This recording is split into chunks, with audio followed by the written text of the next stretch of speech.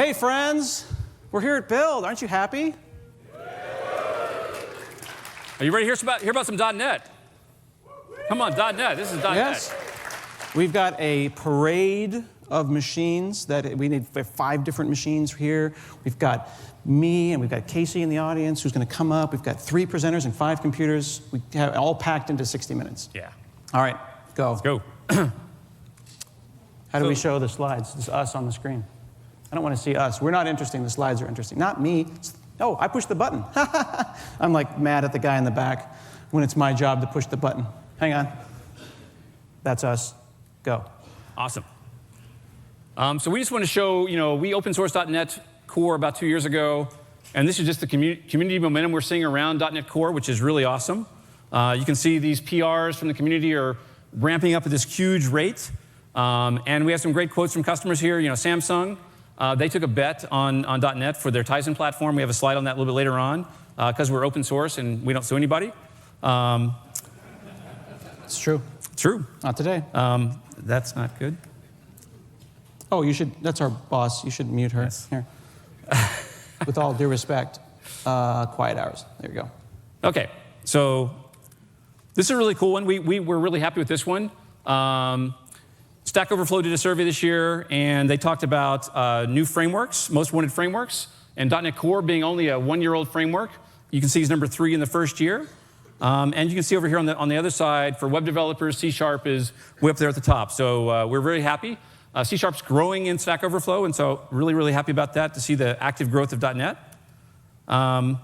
This one I really love as well. If you look at Hacker News, we are the most talked about technology at Microsoft in Hacker News.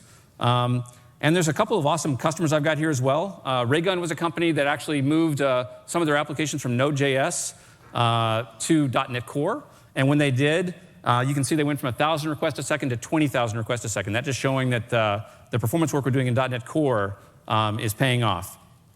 Now, this whole talk is about building .NET for you guys. And a lot of this is based, the stuff we're going to talk about today is feedback we got from customers, and we drove directly into the platform.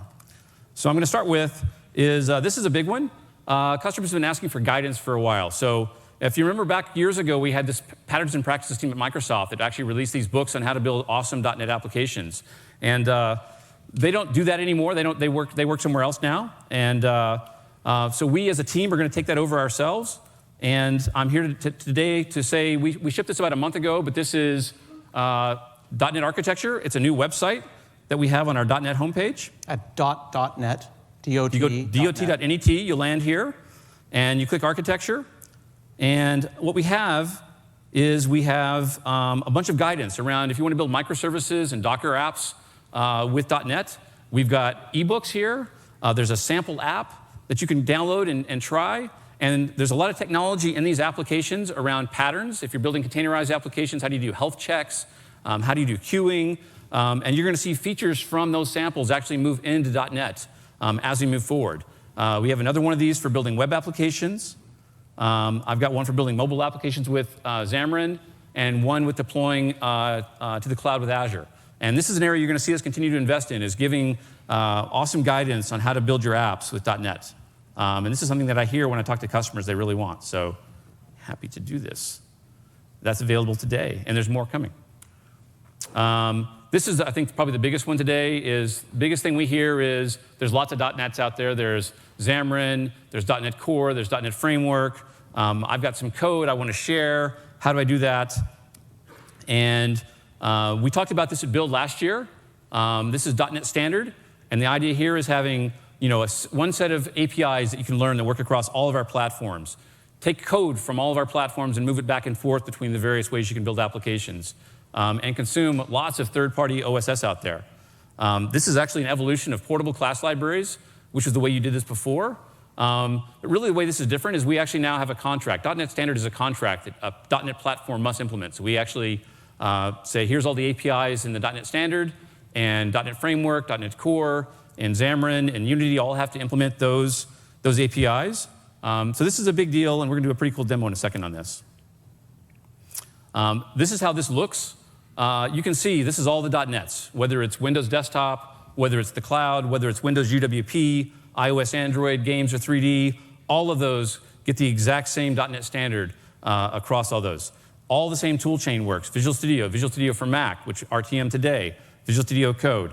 So let's show what this looks like. Well, one final slide. This is kind of the stuff just works like you expect it to work. And that's really the goal of .NET Standard that we're going to ship today is .NET just works like you expect. You have your apps and you reference code, and that code can reference old code, new code, whatever code, and it works every way you can actually make it go. Can I talk about this for a second? Talk about it. This can be a little bit confusing because it's important to remember, though, that for a lot of us who've been doing .NET for many years, .NET has been one thing. It's been C:\Windows, Microsoft.NET, and we all learned the BCL, the base class library, and we read giant books written by people that were about the base class library. What the standard library is it's really the standard interface. It's this .NET Standard Agreement. And there's version 1, and there's version 1.6, and there's version 2.0. It's a lot like Android API levels. You pick the level and the width of that, how much APIs do you want?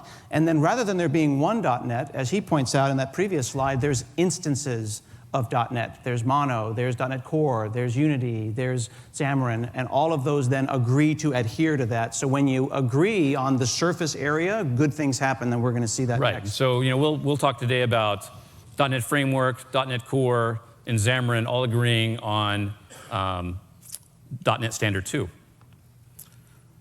So how this technically happens, I'll skip this. Let's just do demos. You want to do skip all the slides? They don't want your slides. So when I was starting to do this demo, I went and found some old code that I wrote years and years ago.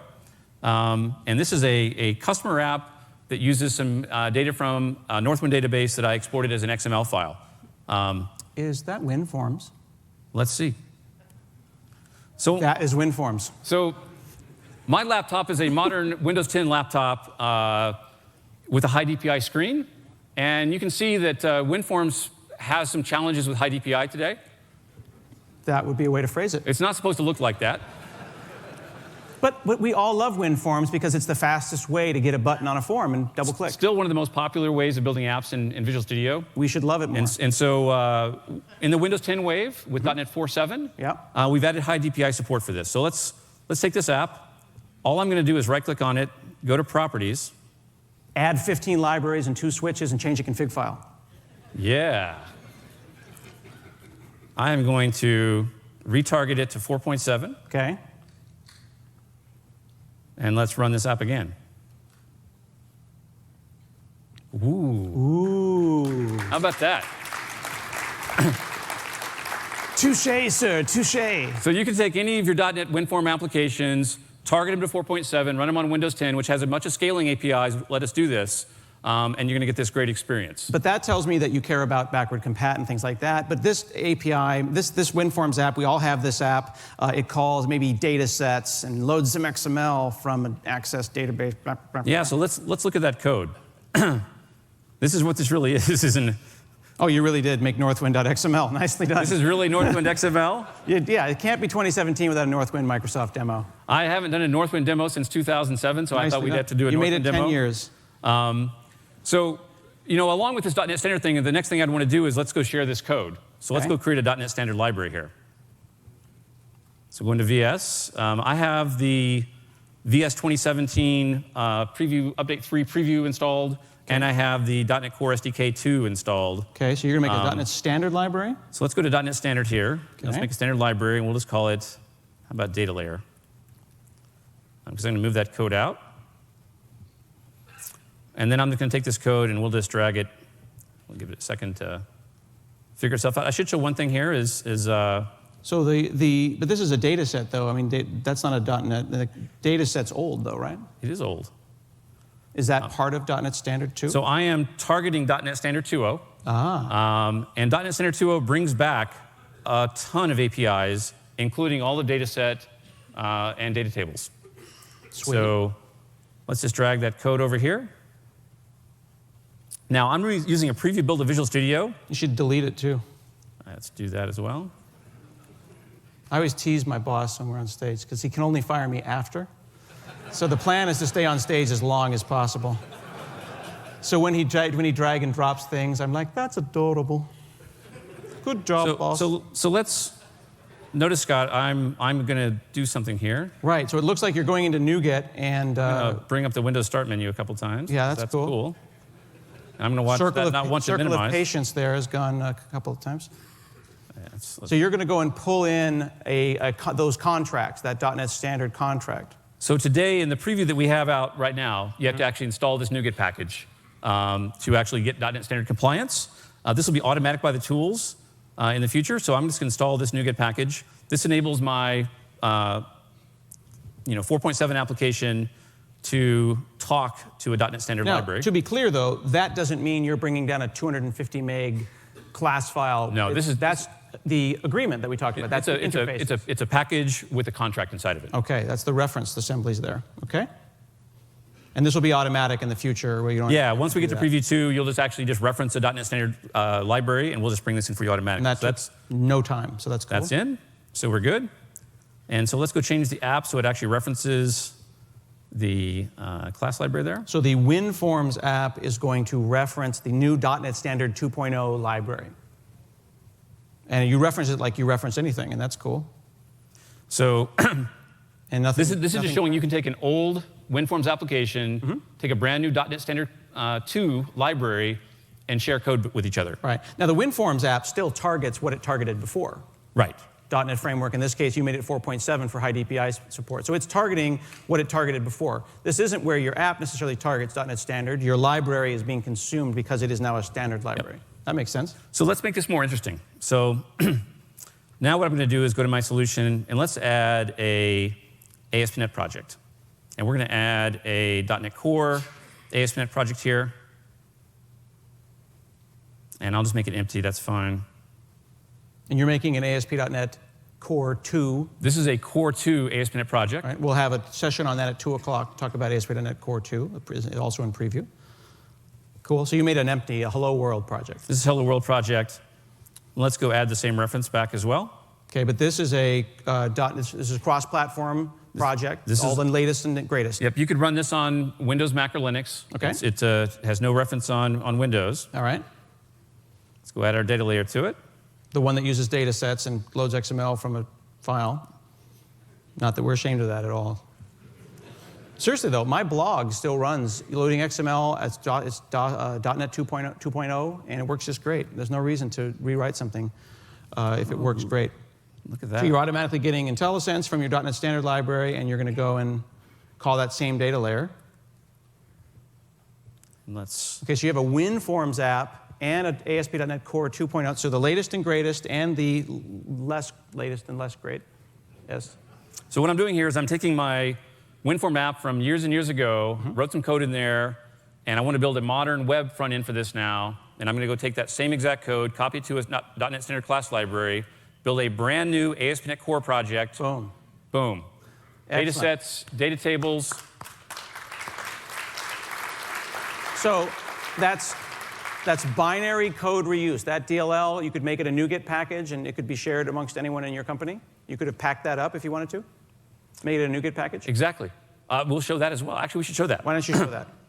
So, because this is about code reuse, right? And this isn't about copy-paste code reviews or copy-pasting from Stack Overflow. The whole point of the whole point of .NET Standard is being able to share code back and forth across all your projects. So another cool thing about .NET Standard class libraries is I can come over here, and if I go to my properties, and I go to package, all my NuGet package properties are right here. Zoom in on that. Generate NuGet package on build, right? And you could put that into your existing CI and CD, your continuous integration and deployment system, so that you're popping those out, and you can get as much of your stuff on whatever .NET Standard layer is appropriate. If you don't need .NET Standard 2, you don't need to use that. You could use 1.6. Right. And that would give you more older platforms that you could work on. So from here, I can just take that same project and run pack on it. So you said right-click pack. You don't have to go to take NuGet this or NuGet that. Or as you saw, I could actually check a box to make it just build a NuGet package every time I actually built the project. Nice. And if I go to my bin folder here, and there, the NuGet package. As David Fowler says, is your nupkeg. He's trying to make that a thing, but I'm not going to allow it. Very simple, easy to do NuGet packages, build them. They're .NET Standard 2 compliant, all your old APIs. This is a cool slide here. How many old APIs? Look here, 20,000 plus new APIs added in .NET Standard 2, which we're previewing today. Basically took the intersection of all the APIs that were in Xamarin, all the APIs that were in .NET Framework, the ones that intersected between both of those, that's what we actually used to make the contract for .NET Standard. That makes sense. So then it says right there that you can reference also existing .NET Framework binaries, and that shim will go and make those things line up. And assuming that you're not calling one of those outlier APIs, you'll be OK? Another version of the demo that I'm not going to do is we actually took a sharp ziplib, which is a zip library built in 2002. Nice. And I referenced it in this application, used it, works just fine as well. So, and that works in .NET Core as well. I mean, that's So really in cool. this preview, 70% of packages are API compatible. That's pretty fantastic. Pretty cool. Sweet. 70% of everything in NuGet runs in .NET Standard now. And the stuff that doesn't is going to be stuff that's like WinForms or WPF, which can't be in something like .NET Standard because it's not, that WinForms doesn't exist on all the platforms, WPF doesn't exist on all the platforms. But everything else is there, no recompile, just works. Cool. So those are some of the APIs that are added, and like we say, it doesn't have everything. You're not going to be calling the registry on Linux because there isn't one. Right now, we do have some gaps around directory services, around bitmaps that we'll look at in the future. But you've got XML, you've got serialization, you've got I/O. A large majority of your stuff should be able to be moved into standard libraries. But again, if you don't need a 2.0 standard library, you can back down. Back in 1.6 or 1.8, and then you could even use those on Windows 7. The big stuff with people that tried to use ASP.NET Core, .NET Core 1.0 was basically XML, serialization, networking. Those are the big 3 areas that we had lots of gaps. I may upgrade from .NET 2 now. I may be ready. It might be time. So another thing we heard was, I want to use my existing code with .NET Core. We kind of showed that. I want to reference .NET Core like here's the other bosses. You could just, shut that down. I tried to earlier. When we switch to you, I will do that. OK. I went to reference .NET Core. We showed all this. He really wants to talk to He really wants to talk to me. Here, let's all switch over to 7 real quick, and you can delete that. Why don't you blow Actually, that we need away? to show this slide. So, You want to show that? So today we're going to do a preview of .NET Core 2.0. And the biggest thing in .NET Core 2.0 is it supports .NET Standard 2.0. So if you're building an ASP.NET Core application, boom, now you've got most 70% of the APIs that you would have in .NET Framework.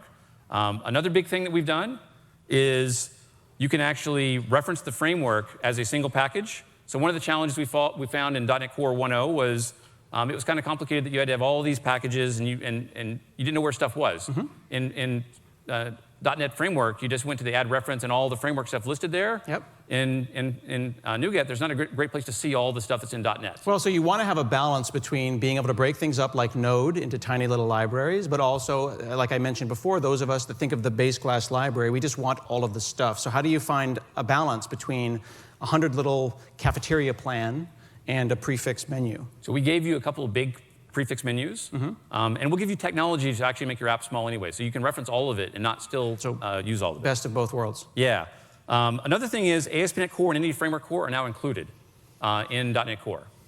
Before, they were actually packages you added on top, and so a great example of this, if you built a ASP.NET Core application on 1.0 and you publish it up to like Antares, Azure, what would happen is you would publish ASP.NET every single time, because ASP.NET was not part of .NET Core. OK, but by adding it, though, in my mind, I'm thinking you're making it really big, and it's going to make my applications too big. I don't want them to be giant. No. We will let you make your application small as well, which we'll talk about later today. The other cool stuff, which we're going to talk a little bit later as well, is we have automatic diagnostics in ASP.NET Core.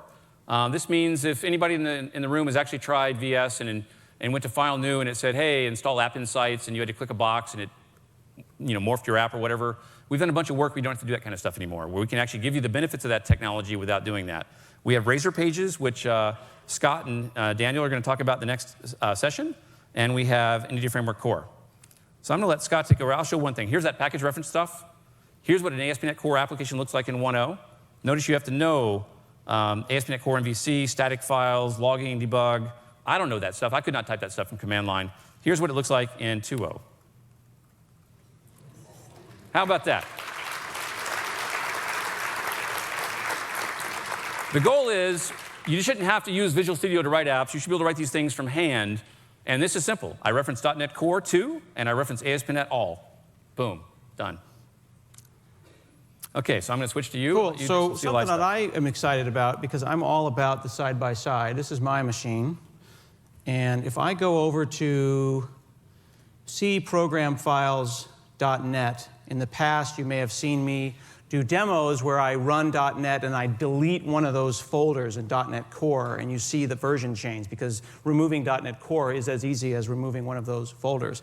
Now, right now, if I type in .NET -- version, I've got this version right now. So I want to let you know, this is kind of more of an FYI than a warning. If you go and install .NET 2 preview that's coming out today, if you type .NET -- version, it's going to show you that the latest version is that one. So you might freak out because you work on 1.0 or 1.1 in your daily life, right? And when I also go ahead and make a folder called Fancy Pants. Oops. Super Fancy Pants. Fancy Pants too. Well, I've made a lot of fancy. That's a fancy pant. It's more of just a singular pant. If I go and say .NET New Console, okay, it's going to run restore, by the way, automatically.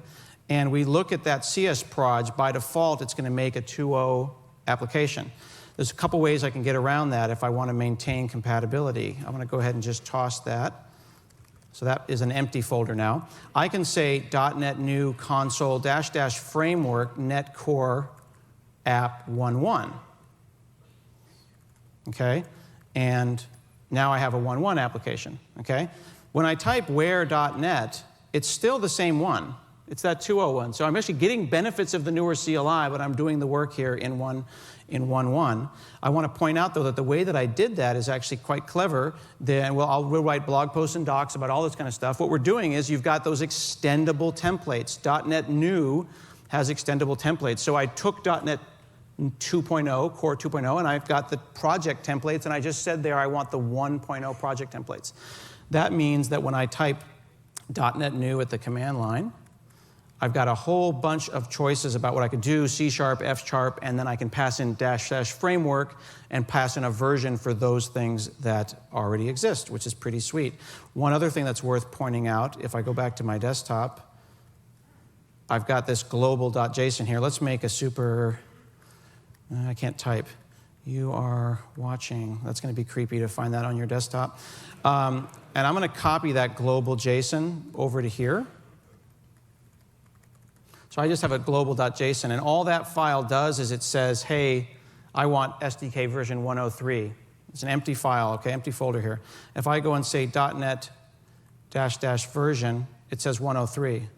But I go back to my desktop and I say .NET -- version, it says 2.0. So if you're conscious about the folders that you're in, about the ability to either make the templates you want, you can mess around with this stuff and still keep doing your work and having all kinds of fun. Is that cool? All right, I'm going to assume that your silence indicates intense shock and approval, which is exactly what we were going for. No, we don't want your pity applause. We're going to earn that applause, and we will earn that applause with this next talk. Pressure. Pressure. Did you know I was switching back to you? We're looking at I the knew screen. that you were. Fabulous. So, Casey? So, another big thing we hear from customers all the time is, the way I like to say this is, today to be productive in Visual Studio, a lot of folks feel like they have to install a lot of extensions and stuff like that. And we want to get it where you don't have to install a lot of third-party extensions, so you get a great experience built into Visual Studio, save memory. Another thing is, we shipped something called live unit testing in March with VS 2017. And it did not support .NET Core, and we've heard people want live unit testing for Core. So I'm just going to recap really quickly. With VS 2017, we shipped a few months ago. Much better improvements in performance of the application. The install experience lets you actually install what you want. We built a bunch of productivity around navigating, and Casey's going to show a few of those. Being able to actually set the style of your code and enforce it. We did live unit testing, which actually lets you run live testing, run your unit test as you type, instead of actually waiting to run them manually. We actually figure out which tests we have to rerun and stuff like that. A ton of IntelliSense improvements, C#7, and so on. With the preview of VS 2017 Update 3 that's coming out today, we have a bunch of new stuff that Casey's going to go into, and I'll let you talk about this. Cool. Thanks, Scott. So y'all might have noticed that my hair is just slightly more glamorous than Scott's. And so it's not easy doing this. Unlike Beyonce, I don't wake up like this. And so every morning it's a struggle to figure out how long it's going to take me to have presentable hair that doesn't look like I've been electrocuted in the morning before my bus comes to work. So today I've written it's on screen, .NET Core 2.0 app that's going to tell me when the next 3 arrival times of my bus is in the morning so that I know how long I have to get my hair to be better than Scott's. So here I'm in Visual Studio. That should not. Visual Studio 2017 Update 3 preview. We've added a ton of new features and experiences to make you more productive. The first one I'm going to show is file globbing. And really what file globbing is going to allow you to do is take a file like this direction file, and I can just copy it into my class library. And if you're looking over here in the Solution Explorer, you should almost instantaneously see the direction file appear here. Let me make sure that I actually, yep, there it is. And so it popped up here. And so this is great when you're in source control, you add files, remove files. Rather than having to make sure you're in sync, we now do this for you automatically. We also have more lightweight projects. So for example, I can now right-click and immediately edit the CS proj file without having to unload my project. Yeah. And then, as Scott showed you earlier, the CS proj file is a lot simpler and smaller now. The things I just showed you are for .NET Core projects only right now. You can pester Scott, but we're planning to move these to other project types as well in the future. So what else is new? So Scott mentioned in March, we released the RTM version of Visual Studio 2017, and there we mentioned the enterprise feature live unit testing. And now in Update 3, I'm happy to say, it now has support for .NET Core apps. Let's go full screen here. So what is live unit testing? Live unit testing removes all of the manual steps from running your unit tests. So typically, developers have to figure out what is that set of tests we want to run. We manually press a button to run the test, and then we navigate to some Explorer window to figure out the results of those tests. Well, live unit testing automates almost all of this and keeps you in the context of your development by placing these icons on the left-hand side of your editor. So a red X means this line of code is hit by at least one failing test. A green check means this line of code is hit by all passing tests. And a blue dash means this line of code is not covered by any tests at all. I can click on an icon to see exactly what tests are hitting this line, and I can double-click to navigate directly to my test. So I don't really know why this test is failing, so I'm just going to go ahead and start debugging it. Visual Studio 2017 has a ton of new debugger features, which you should check out Casey Anderson's talk later this week to see all of them. And the one that I'm going to show you today is the new exception helper. The new exception helper works to put the most important information at the top level. So you can see here I threw a null reference exception. And of course, I want to know why I threw this. And so now we're going to tell you at the top level what variable is returning null. Yeah. So now that I know that this parameter can be null, rather than having to manually add if lat = null, all this stuff, I can just use one of the many quick actions and refactorings that we've put into Visual Studio 2017 Update 3 preview, and there's a ton in 2017 as well. I can access these with Control Dot, which pulls up my light bulb menu, and you can see now that we can add a null check for your parameters here immediately, so I don't have to do any work, and so I can do it for both parameters. And if you're looking on the left-hand side, you'll notice that live unit testing figured out what tests were impacted by this code change, ran them for me, and updated these icons to let me know that now all my unit tests are passing. So we know many of you install third-party extensions into Visual Studio to get a productive and fun experience. And so in Visual Studio 2015, we brought about Roslyn, which is the .NET compiler platform. With Roslyn, we're able to really raise the bar of what we're able to do in an IDE today so that you can be productive right away inside Visual Studio. So some of the things that we've done in 2017 to make you productive right away, the first one is Control-T, or Go to All. Go to All lets you quickly navigate to any file, type, member, or symbol declaration from a single location. So right now I know I want to navigate to my stop file. So I can type stop and I see everything at first. Or I can filter it by just using the query syntax with F for file. And now I can directly navigate there. So it turns out when you are trying to catch a bus, buses can run north or south or east or west. And so to make sure I'm actually taking the bus to work rather than from work, I need to add a direction to my stop constructor. So I'm just going to go ahead and I'm going to access that direction class that I added earlier with file globbing. And you'll notice that now Visual Studio is suggesting a variable name for me. So it saw I was typing a parameter of type direction, and it's offering direction as a good name for me to put here, which is a new feature in Visual Studio Update 3 Preview. So I can add that. From here, I can now add a parameter with control dot. So now it's going to create the property for me. And I can do control dot one more time to add the null check for that parameter that I just added. And so this whole new workflow of quickly adding a parameter is something that we've added in Visual Studio 2017 Update 3. Yeah.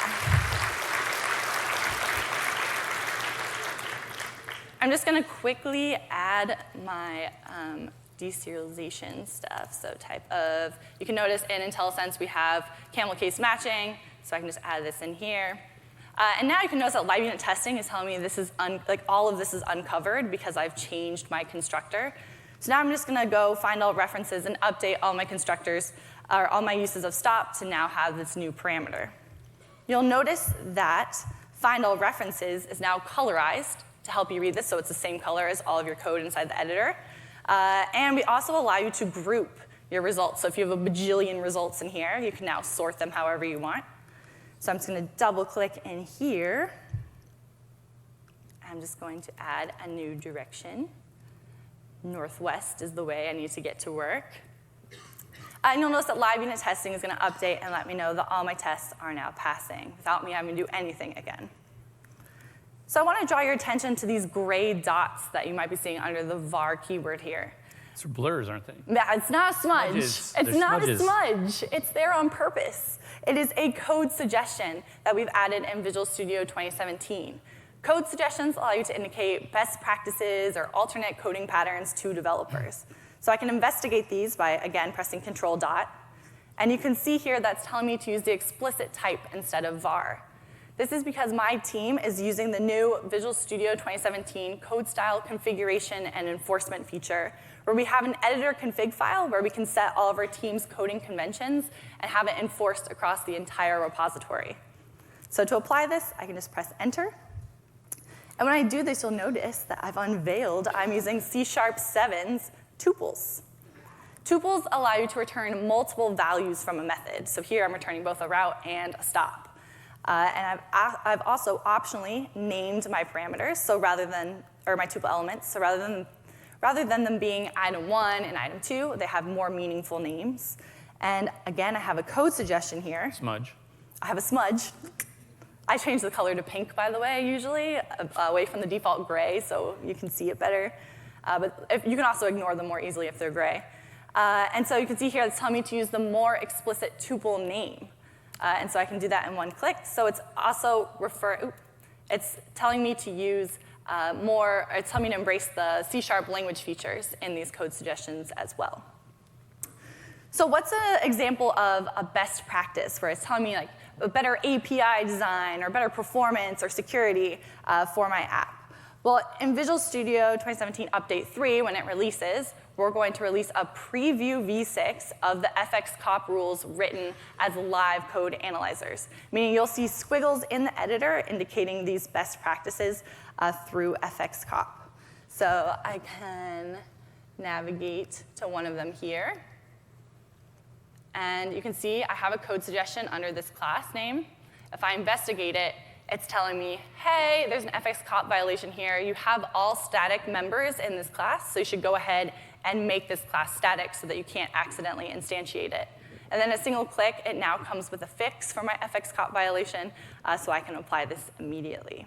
And these are really cool because I showed these last year at Build, and they were kind of a preview, but unlike FSCOP where you ran it statically and then had to go and just read the suggestion and do it by hand, right. Now this is dynamic. It's actually doing the code fix for me, and I can configure on or off which of these I want throughout the entire project. Yeah, and the V6 will come with about like 100 or so of these FXCOP rules in it, so you can really improve your code base with these things. And you'll notice this entire demo, I've had live unit testing running on a .NET Core 2.0 app, and it's automatically found all the places I needed to run the test, ran them for me, and kept me in the context of my development so that I don't lose any productivity. And your machine did not melt down either. And my machine's still running, yay! So these are just some of the cool productivity features that we've added in Visual Studio 2017. We can't wait to hear what you think. Thanks. What do you guys think? Casey. Do you want me to take this down? Yeah.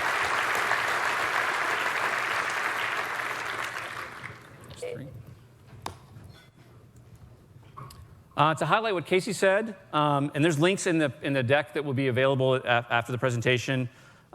We actually have for people that are using ReSharper today and stuff like that, we actually have a cheat sheet that we built that shows you all the commands in VS and how they map to some of the other extensions you might use today.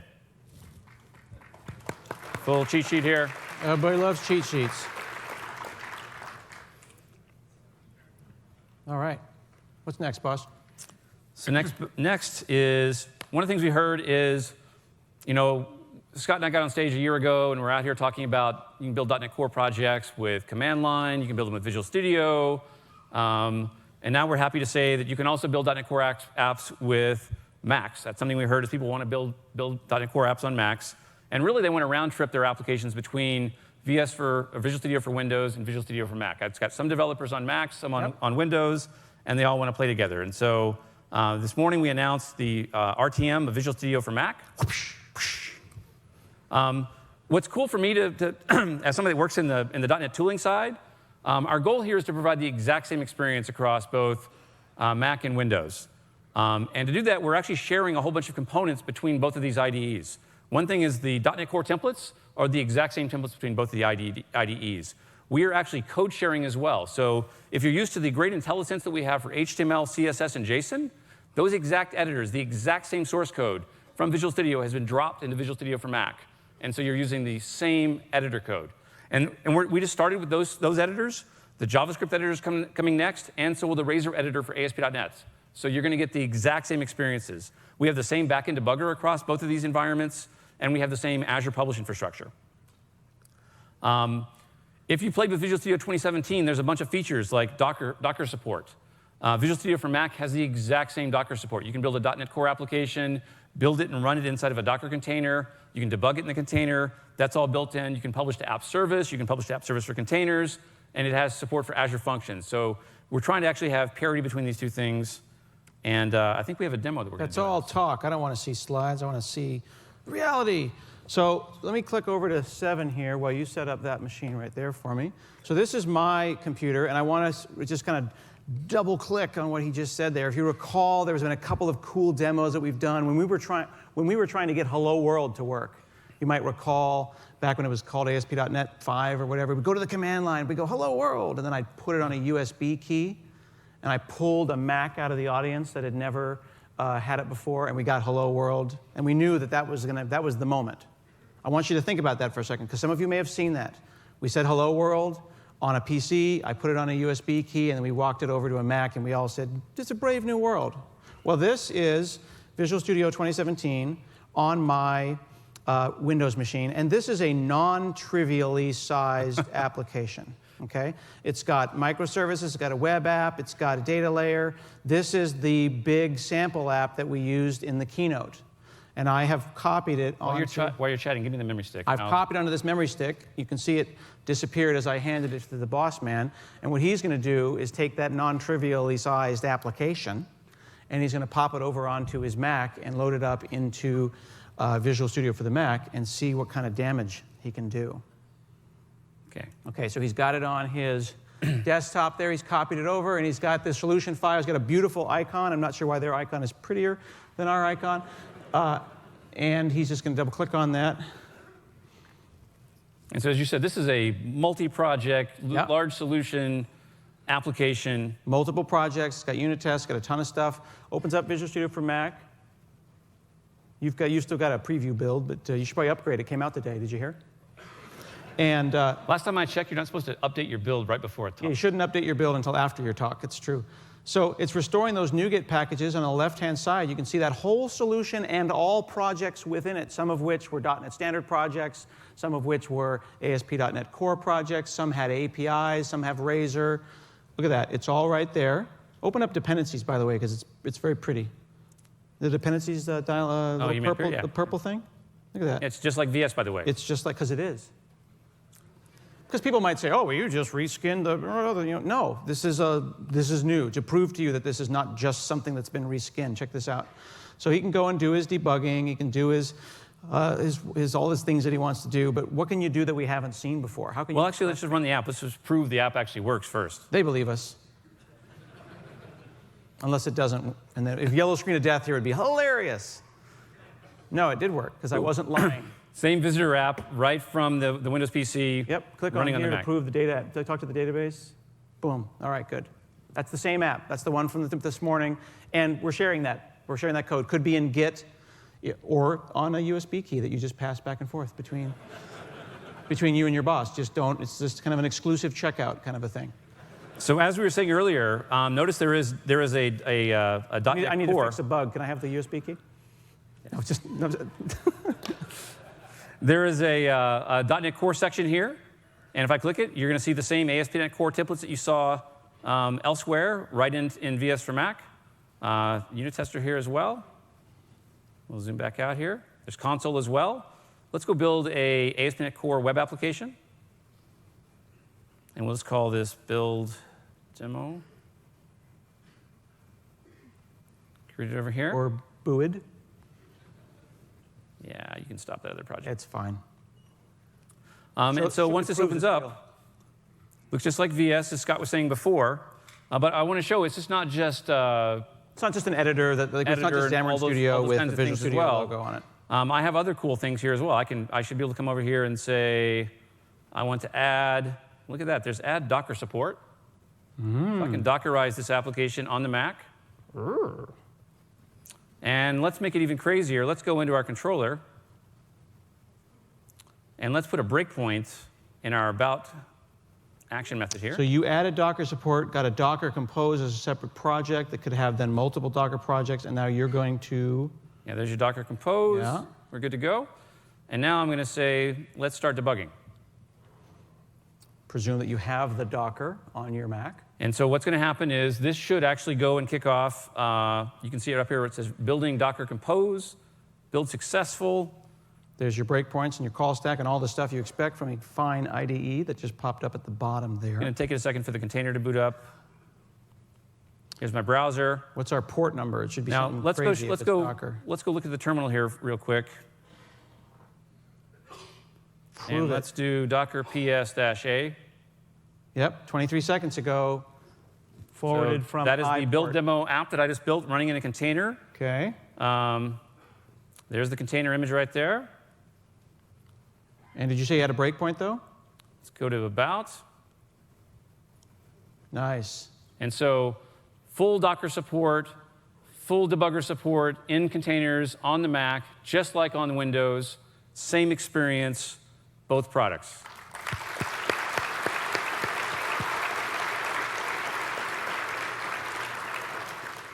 We're not going to go into it further than that, but I could also publish to Azure.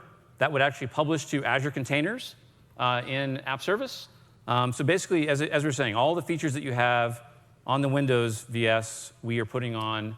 It is worth pointing out, though, the difference there that on stage, before I right-clicked and I said publish to Azure, and it was going into Azure App Service, and it was going to go and run on Windows in Azure. Because he added a Docker file, Visual Studio for Mac is smart about that, and it would send it to Azure Web Apps for Linux. On Linux containers. So it would actually send the Docker file up to that, like we saw where Maria showed that there's a private container registry. Yeah.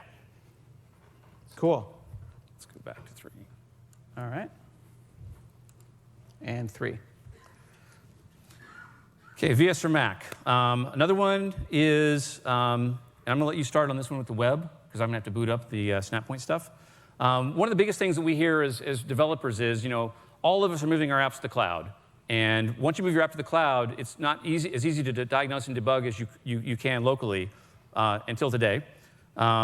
And we hear that people want great serverless support for building .NET apps in Azure as well. But the big thing is, here's the thing that I think about. We could talk to customers. They want to be able to take their application and publish up to Azure. And then when they see errors in it, they just want to go turn diagnostics on. Turning diagnostics on does not mean calling a developer and saying, can you go add a bunch of packages to my project? Can you go instrument my project? Can you republish my project? I want to just go to the portal and enable diagnostics. So with some of the bits that we're shipping today, you can take your application, add no App Insights, add no New Relic, add no nothing to it, publish it up to Azure. And when you're in the portal in Azure, there'll be a bar that shows up that says Enable Diagnostics. And that will actually turn App Insights on. That will turn a feature called the Service Profiler on for your application. And we'll start doing all the diagnostics for you automatically.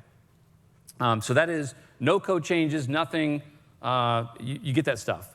The next big thing is, once you have logs in the portal, that's great. I can see lots of logs.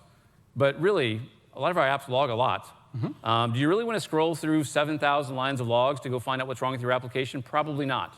And so as part of this, what we do is we actually have some AI running in the portal. It hooks a small profiler to your application, and it starts watching your app. And if it sees pages that crash a lot, it goes, maybe there's a problem there, and I should take a snapshot of that. If it sees a page that actually runs for like half a second, many, many times, and then starts taking 10 seconds, there's a performance problem there. It takes a snapshot. And all these snapshots are available live in the portal. And Scott's going to show that in a second. And even cooler is, with these snapshots, you'll actually be able to see not just the area of your app that's having a problem. You'll be able to see the source code, the lines, the call stack, the variables. You'll see all of that live in the portal. And you can download that same information to Visual Studio. So I'm going to switch to you. So let me switch over to here while you set up your machine. While I set up the snap points. Cool. So this is the same exact app that we were looking at in the keynote, but since we have more time, we can talk about it. And it's really important to point out that what Hunter said is really true, that in the past, it's go into NuGet, add a reference to whatever your favorite diagnostic package is, whether it be New Relic or App Insights or Raygun, and then add a dependency on that thing to your application, and basically turn it on and instrument your code. We'd like you to be able to just have your application know that it's running in the cloud. The cloud knows an application showed up, of course. Why doesn't the cloud light those things up? So our partners will be able to go and plug those things in. We just published the application up into the cloud. App Insights gives you a ton of information. Now this here is the application map. And what's cool about this is, like, when I saw this actually for the first time, I thought it was fake. The reason this exists, if you've used Azure today, you get a list of all the resources that you have in Azure. Nothing shows you how those resources actually interact with each other, how they depend on each other. It's just a random pile of stuff. Right. Azure in the past, years ago, it's like, here's a list of the crap that your app is. Enjoy. Welcome to the cloud. App Insights is looking at your application, and it sees you called that SQL. It sees how many times you did it and the average time it took. You see that? It knows that you made an HTTP call because it is attached to that stack, and I can then change the focus onto that call and then see, well, what did that call? And how long did that take? And what percentage of those were errors? So this whole thing scales out. In fact, this is quite a bit larger than you'd think. It depends on which node you've decided to focus on. That SQL actually can see both App Insights on your local and on your production. Zoom back in for a second on that. What do you want to see?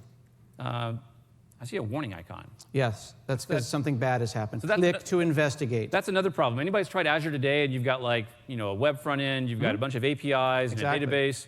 How would you know what's working well and what's not working well? So here, 0% failures. Here, 3% failures. So when we go and click on that, we can see what's failing. It looks like it's failing up here before it gets down into the web API. You see the CRM API popped up. Something went wrong. On the right-hand side here, what it does is it buckets the problems. It sees them, and it says those are all related and puts them in a bucket. So here are 132 things that are the same problem happening multiple times. You can see index out of range exception. These are also problems, but they're kind of rare, and then there's one on a web API where I have an issue. But I'm going to focus on the bad stuff first. This has been top errors. I can certainly select star from errors if I wish to. But let's go ahead and look in here. Now, this is crazy.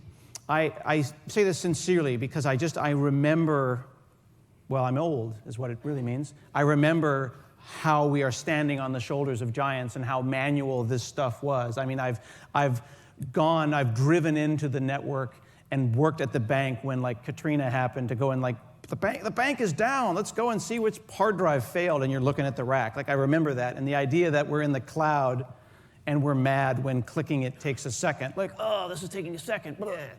But you didn't have to go find a diagnostic log. You didn't have to go find errors. Look at this. It's failed method from San Antonio, Texas at this location. Show telemetry. Now, this is crazy. Show telemetry 5 minutes before and after this event, because it might be something around the time that happened, right? Just I don't know, being old is great because you have so much context about what's going wrong. And even better, because you're old and you're a manager, you just say new work item and then you assign it to somebody else.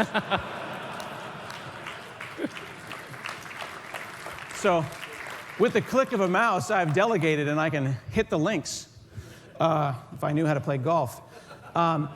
I can scroll down to the bottom here and I can actually see the call stack with the line that it happens. Now, I've turned on Show Just My Code, which is a feature that you're familiar with because it's a Visual Studio thing. Your brain knows about the Just My Code feature. Then I can hit Open Debug Snapshot. Now, I want to point out to what Scott said, it's not just a list of stuff that went wrong. It's a sorted list of stuff that went wrong with the best exemplars of those things pulled out. It's not a list of 1 million exceptions. It's the top ones and those dumps stored in your storage, and you control. It's a mini snapshot. It's a mini snapshot. It's a dump. And we store it. You can open it in the portal and view it in the portal. Right. And once you actually open it in the portal, you can also then decide to download it to Visual Studio and open the same thing in Visual Studio. And the dump file is kind of big, so to save time, I'm not going to go and download the 2 gig or whatever size it is. I'm going to switch over to you. And when I switch over to, let's talk about something else. This is great. I saw that information. This is great. I love it. I'm very happy with that. That's awesome. What? But sometimes that's not good enough. Even all that information is great, but maybe I need to actually debug the application. Yeah, live. But you don't want to live debug a cloud app because you don't want to break your customers. When I like to debug, I do it in production. And so I've got the visitor app running here in app service. And if I click some of these things, I get some errors. Do you know that Jeff Atwood from Stack Overflow calls RDPing into production Hanselmaning into production?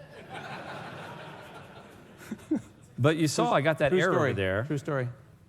And so how would I diagnose that error? So let's go back to Visual Studio. And I'm going to open that project in Visual Studio. And we showed a little bit in the keynote this notion of something we call snap points. Yes. And so breakpoints are when your application actually breaks, all execution stops, and you take over and you're a developer and you get to muck around with the application.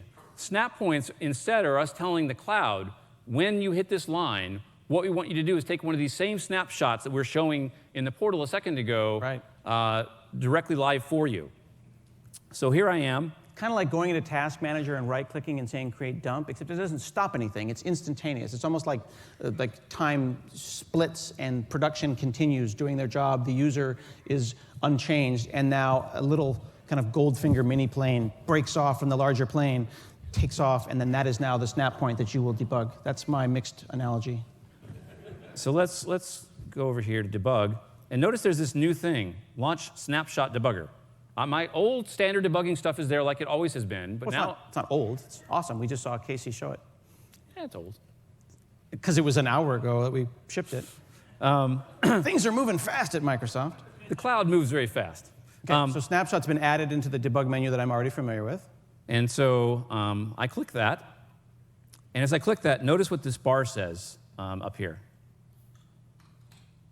All right. So it's telling me it went and sent that command to it's now hooked up to Azure. And let's go grab, let's try update for this one here. So let's go grab the update method, and let's put a snap point in the update method right there. Now, he's setting those snap points, but they don't get sent to Azure until he clicks Start Collection. So you got to think about it. You've set these moments in time. I want to know a little about this, this, and this. I'm suspicious of this general area. Click, click, click. Then he says Start Collection. Azure is now watching in the intelligent part of intelligent snapshotting is listening, and production continues. The work continues. He's still doing his stuff in production. Everyone is doing their stuff. So he goes and, I don't know, does some stuff. The app, and an error happens silently, maybe. The app it's not broken, right? The app hasn't paused, because this is not debugging, this is snapshot debugging, right? The app is continuing even though he is doing that work. And you notice that nothing is pulling your focus back over into Visual Studio. Visual Studio is just chilling. But my snap point did not hit, so. Why did your snap point not hit? Did you hit the wrong? I don't know. Did you hit the wrong button? No, we were doing the right thing. Maybe it was null. Hit 108 as well. And then maybe the second one never hit, because visitor is always null. So do that. I love that it's your demo and not my demo. Collection updated, but no snap points. Oh well. Jacques. Crazy bait. It was a crazy demo anyways. Well, but, it wasn't a crazy demo. I just did it on stage. Did you see the keynote? I saw it. We're down to 5 minutes, so. We're not gonna do this demo, but another cool one is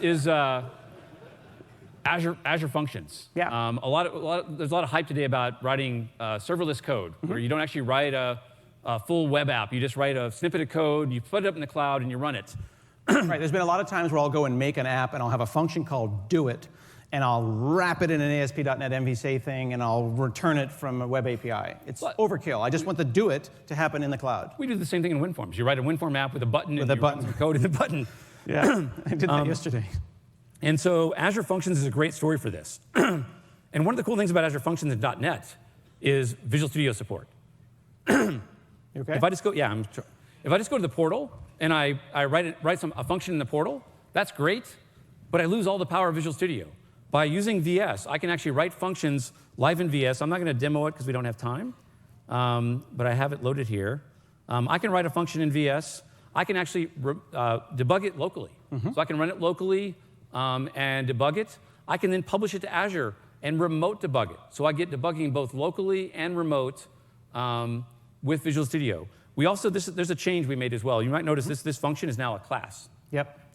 And I want to actually point out something cool here.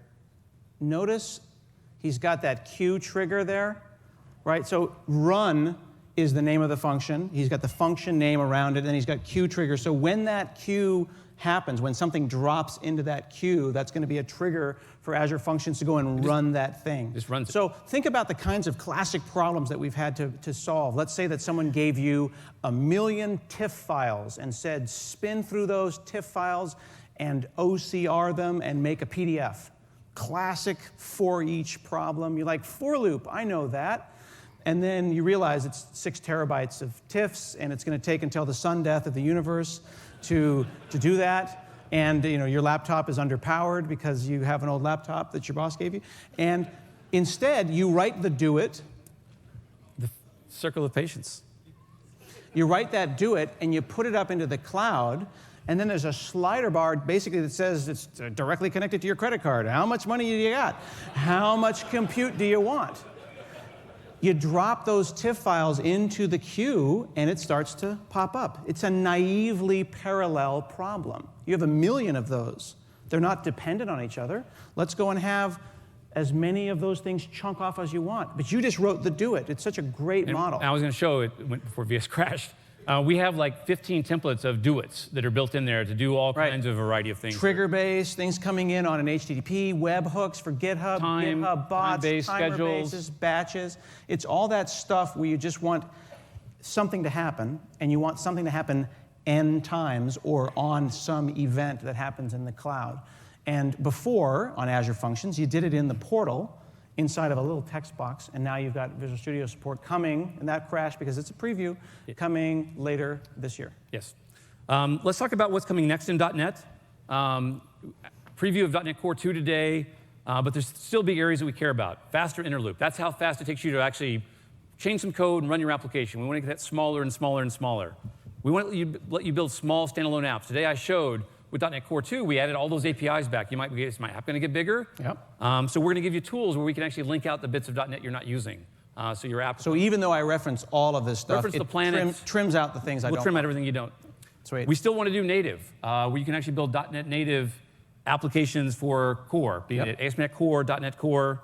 When it comes to, we want to do work in machine learning and AI, global tools, being able to install .NET Core tools directly, just NuGet install and you're good. Better support for IoT and ARM32. I'm going to show a slide here about Samsung. Samsung is building their Tizen platform on ARM32 on .NET Core. Nice. We want to make that available to everybody. So let's do the last thing here. This is just showing our friends at Samsung. They are building Tizen, as I said, on .NET Core. And so that means later this year, you'll be able to buy Samsung TVs and refrigerators and watches and stuff like that. They're all going to have .NET in them. So that's my excuse to my wife. We need a new TV because it has .NET. I'm going to expense that. Yeah. Big thing here is we have .NET Conf coming up September 19th through the 21st. That'll be 3 days of activity of Microsoft people and community folks, all training and talking about how to use .NET, .NET Core, Xamarin. So a great event coming up this year. Please come. Virtual. Just book a room for the day and watch. Cool. And all this stuff that we showed today is available today. All right. That is our talk. Make sure you go to .net, dot.net. We paid for that domain. It's important that you use it. And be sure to check out our other talks we've got. We've got the future of C# later. We've got introducing ASP.NET Core 2.0 with myself. In 30 minutes? And not in 30 minutes. It's actually 2 o'clock. 2 o'clock? I have to go to Chipotle. And there's also SignalR. We'll hear about SignalR as well. So thank you all. Have a great day. Thank you, guys.